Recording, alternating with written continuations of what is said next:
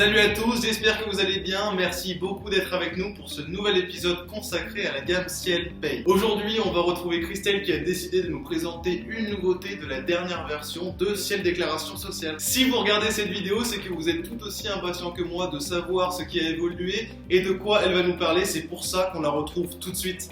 Merci Baptiste. Je souhaitais dans cette vidéo te parler d'une des nouveautés de Ciel Déclaration Sociale version 10.21.3 sortie ce jour. Je suis sûre que j'ai éveillé ta curiosité, non Baptiste ? Alors, cette nouvelle fonctionnalité va te permettre et va aider nos utilisateurs à remplir leur déclaration d'activité partielle sur le site de l'ASP directement. Par une fonction d'export de données directement depuis Ciel Déclaration Sociale.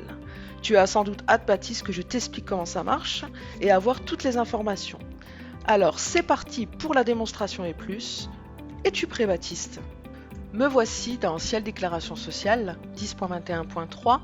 Je vais te montrer du coup comment faire. Donc, dans le menu Aide, utilitaire, tu trouveras un nouveau menu Activité partielle salariée. Il suffit de cliquer dessus.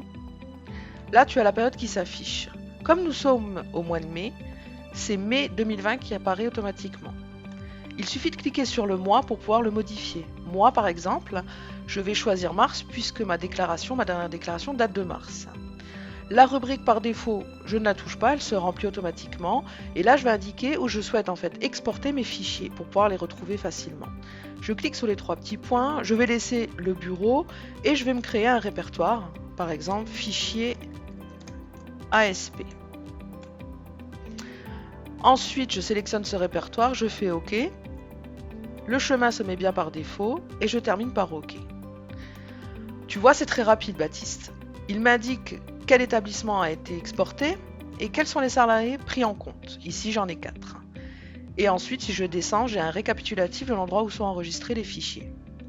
Il me suffit juste de faire OK et je retrouverai les fichiers à l'emplacement où je les ai enregistrés, comme je vais te montrer tout de suite. Me voici sur mon bureau puisque c'est là que j'ai décidé de créer le répertoire qui contient les fichiers. J'ai donc mon répertoire fichier ASP. Si je l'ouvre, j'ai bien les fichiers qu'il me suffira ensuite, lors de ma déclaration ASP, d'aller récupérer à cet emplacement. Tu te demandes sans doute, Baptiste, comment faire pour retrouver cette procédure et puis savoir un peu plus par rapport aux éléments qui sont exportés.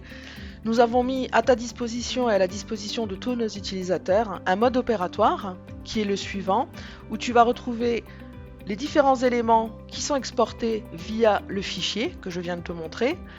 Tu auras également l'information avec ceux qui ne sont pas récupérés qu'il te faudra donc saisir manuellement directement sur le site de l'ASP et ça t'indique à chaque fois où il va rechercher l'information dans le logiciel.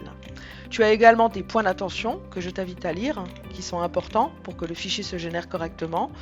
Et enfin, on te rappelle la procédure pour pouvoir générer comme je viens de te le montrer.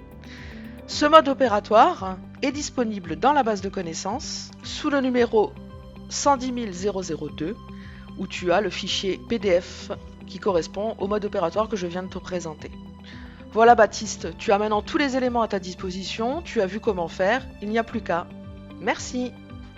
Merci beaucoup Christelle pour cette présentation. Comme d'habitude, tu as été parfaite, claire et précise. On te donne rendez-vous très vite pour un prochain épisode. Je sais que vous ne voulez pas rater les prochains épisodes, c'est pour ça qu'il faut absolument que vous ayez vous abonner à notre chaîne YouTube et que vous activiez vos notifications. Avant de vous laisser, j'aimerais juste vous rappeler que nous avons un compte Twitter sur lequel nous publions tous les jours des informations liées à l'actualité de votre solution, mais aussi par rapport aux nouveautés légales. Donc rejoignez-nous et suivez le compte Sage Support FR. C'est tout pour aujourd'hui, merci beaucoup d'avoir été avec nous. Comme d'habitude, on espère que cette vidéo vous a plu et a répondu à vos attentes. Si c'est le cas, mettez-nous un like. Bien sûr, vous pouvez également commenter et partager cette vidéo. On se dit à très vite pour un nouvel épisode.